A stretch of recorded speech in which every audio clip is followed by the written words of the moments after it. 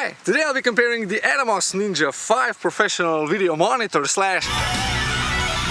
No, not that slash, but he was awesome. Slash recorder to my smartphone. Now, to be more precise, I'm using a very special app that turns this into a full-fledged video monitor, and the app is called Monitor Plus app. It's a Sony exclusive app, and I've already made a whole bunch of videos on this, but today I want to compare it to a professional video monitor.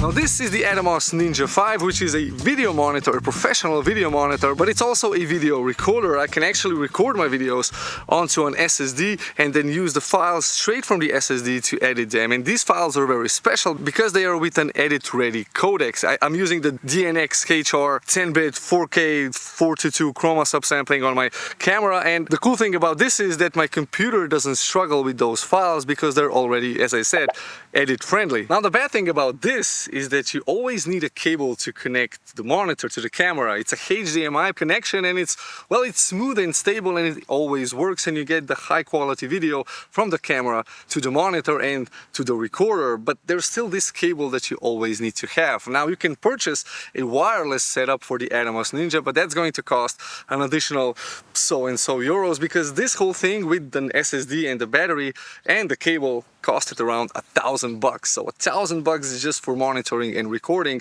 compared to this, which is a smartphone, and you already have this, and the app is for free, and well, you can purchase the full version for $20 and you get all of the monitoring features. So let's check this one now. Okay, so this is the Monitor Plus app. I'm actually controlling the whole thing with my smartphone, and it's wirelessly connected to my camera. I'm using the Sony Alpha 7 IV, which means that I can use a wireless connection. However, if I was to use this camera over here, which is the Sony A7 III, then I would need to connect these two devices with a USB-C cable, and you can watch all of my other videos that address the problem and the issues with connecting these things together. But most importantly, this is what you get with the full version. So you get the zebras, which you can honestly not see because I'm actually shooting this with S-Log3, so there's probably nothing clipping. There's false colors, which you can adjust your exposure with. You have then your frames, so just like with the Atomos Ninja, I get the rule of thirds. I can have my focus peaking, which is pretty much the same as on the Ninja. You can see the red is where things are in focus, and everything else is then out of focus, so like this. Awesome. I have my waveform over here. I can show the LUT, so this would be without the LUT. This is how S-Log3 actually looks straight on the camera as I'm recording it, but I can apply a LUT to this, which is an S-Log3 to Rec 709 conversion. I also have like the multi-view, which shows me, the waveform, the parade, the vector scope, and my display over here, and a whole host of other things. Now the cool thing is that I can actually control my camera with this smartphone now. I can adjust my shutter speed, can increase my ISO to 3200, and then I can just increase the aperture as well, and you can see that things are now much more in focus, so there's less depth of field than what I had before. But let's switch back because that's the cinematic way. I can also control my white balance and what type of focus I'm using. I can go to manual focus, so now I'm actually focusing manually, and I can switch this straight on the device. Now you're also seeing how much lag this has. So it is a little bit laggy, but if you're using a wireless connection with a 5 GHz connection, the lag isn't that bad. Now if you are using a USB-C to USB-C connection to your smartphone, there will be a lot more lag, and the frame rates are also going to be lower. So just keep that in mind, that a wireless connection is much more practical, and this is really the real advantage that this whole package brings, because it only costs $20 and you're hands-free if you can wirelessly connect. Now in terms of video recording, you can record your videos on your smartphone in the app, but those are really just low res, low frame rate proxy files, and they're not really useful, so I never use on my smartphone recording. I only use the files that are actually recorded in the camera.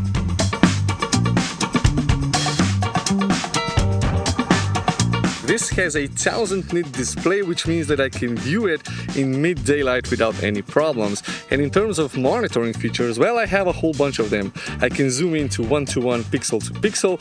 I can zoom in twice as much. I can show my waveform, which is nice and big on the display, also the parade, and I can show my vector scope. I can use this for focus peaking, so you can see the red areas is where things are in focus, and everything that's not red is, well, out of focus. I can have zebras, false colors. I have a 16 16:9 frame over here. I can also set other rule of thirds and other framings. It has a de-squeeze function, so if you're using anamorphic lenses, you can actually de-squeeze them straight on your video monitor and you can record your videos de-squeezed. And it has a whole bunch of other features. Now, most importantly, you can see here on the top, it says DNX HR HQX. So this is a really high quality video output, and I can do HDR processing straight on this monitor. So I have my Sony camera, the HLG, and the BT2020 color space. So if I'm passing the signal through the HDMI output, I can actually pass through a 10-bit 4K video, which is already processed. Now, another cool thing about using the Atomos Ninja V recorder is that I can actually show you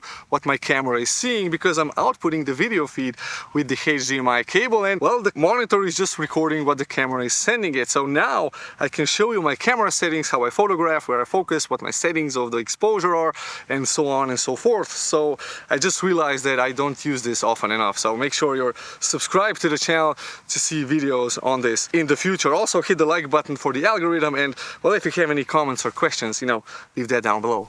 So now the question is, which device is better suited for you? Now, if you're just starting out with making YouTube videos and kind of short form content, well, then this is just ideal, and you don't really need to use the Monitor Plus app to control your camera. I mean, if you're using a different camera system, then the Monitor Plus app isn't going to work, but it's definitely the cheapest way to do it, and the monitor is always there. Although it's not as bright, and maybe you have a newer smartphone that is brighter than my Samsung Galaxy S9 Plus, which is really old, but it's definitely not going to be 1,000 nits like you have here. Now, when it comes to the price of the Atomos Ninja V, the monitor recorder costs around $500–600 euros, depending on where you are. And then you have to buy an SSD drive, which in my case costed an additional 200 euros, and then another battery, which was another 100 euros, and a cable. So altogether, roughly around $1,000. So $1,000 just to be able to monitor yourself and, well, of course, record myself. But in terms of monitoring, you definitely don't need to spend that much money. You can easily get a monitor which is a lot cheaper for like $200 or maybe $150 if you want to use just the monitor. But if you have a smartphone and a Sony camera, well, then the Monitor Plus app is free. And you should try it first for free to see if it connects with your camera, and then purchase the full version, which is definitely something that I would recommend. But on the other hand, this is a more professional choice, because you have a full professional monitor that is bright enough, that has all the features that any other monitor has, but you also have this internal recording, which speeds up the workflow a lot. And if you're willing to invest into something that is going to speed up the workflow and increase your video quality overall, well, then this is definitely a better choice. I mean, it's all up to you which way you want to go. Now, in terms of compatibility, a HDMI connection is on every camera. You might have a full HDMI or maybe a mini or micro HDMI, but you can definitely connect a monitor like this to any device, because this is a universal piece of equipment and it can connect to pretty much anything, whereas the Monitor Plus app is a Sony exclusive app, and you are still limited with the way you can connect, either cable or Wi-Fi. Again, if you can do it with the Wi-Fi. It's better. So in any case, if you have any comments or questions about these two different types of systems, please leave down a comment below. Also, consider subscribing to the channel and hit the like button for the algorithm. And well, I'll see you in the next video. Bye bye.